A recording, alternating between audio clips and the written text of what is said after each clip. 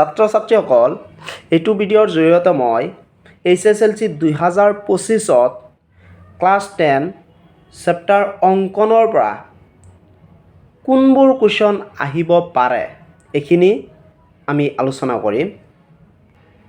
অংকন চেপ্টাৰৰ পৰা কোনো MCQ নাহে, এটা বৰ্ড কুৱেশ্যন আহিব 4 মাৰ্কৰ কাৰণে। গতিকে এইটো চেপ্টাৰৰ পৰা মাৰ্ক উঠোৱা একেবাৰে ইজি আৰু এইটো চেপ্টাৰ বহুত ইজি কিন্তু চাবা। পেজ নাম্বাৰ 261ৰ উদাহৰণ 1 চাবা ইম্পৰ্টেণ্ট। চোৱা কি কৈছে, এটা প্ৰদত্ত ত্ৰিভুজ ABCৰ সদৃশকৈ এটা ত্ৰিভুজ আঁকা যাতে ইয়াৰ বাহুবোৰ ABC ত্ৰিভুজটোৰ অনুৰূপ বাহুবোৰৰ 3/4 গুণৰ সমান। এইটো কুৱেশ্যন ইম্পৰ্টেণ্ট আছে, এইটো তোমালোকে চাবা। তাৰপিছত পেজ নাম্বাৰ 262ৰ উদাহৰণ 2 ইম্পৰ্টেণ্ট লগতে ষ্টাৰ মাৰ্ক। ডেট মিনছ এইটো 100% কমন বুলিয়ে ক'ব পাৰি। চোৱা কি কৈছে, এটা নিৰ্দিষ্ট ত্ৰিভুজ ABCৰ সদৃশকৈ আন এটা ত্ৰিভুজ আঁকা যাতে ইয়াৰ বাহুবোৰ ABC ত্ৰিভুজটোৰ অনুৰূপ বাহুবোৰৰ 3/5 গুণৰ সমান। এইটো কুৱেশ্যন তোমালোকে চাবা।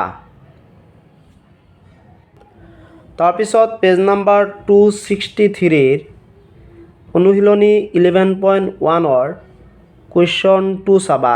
কি কৈছে চোৱা, 4 চেণ্টিমিটাৰ, 5 চেণ্টিমিটাৰ আৰু 6 চেণ্টিমিটাৰ বাহুৰ এটা ত্ৰিভুজ আঁকা আৰু তাৰপিছত ইয়াৰ সদৃশ হোৱাকৈ এটা ত্ৰিভুজ আঁকা যাৰ বাহুবোৰ প্ৰথম ত্ৰিভুজটোৰ অনুৰূপ বাহুবোৰৰ 3/2 গুণ হয়। এইটো কুৱেশ্যন ইম্পৰ্টেণ্ট।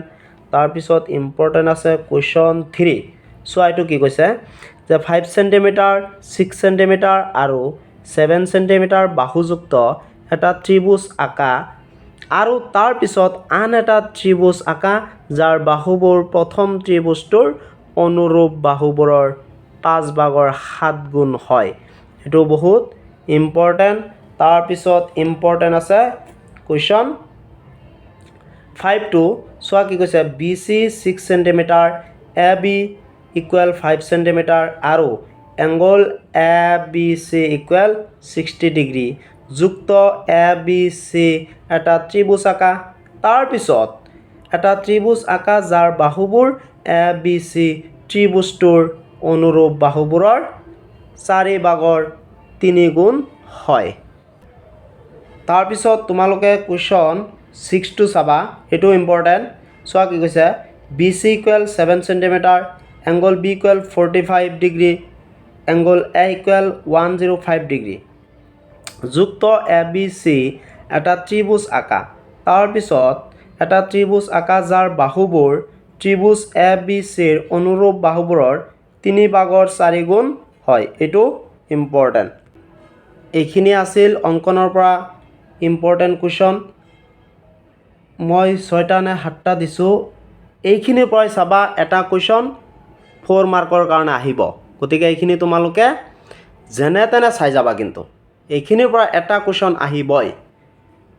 ধন্যবাদ।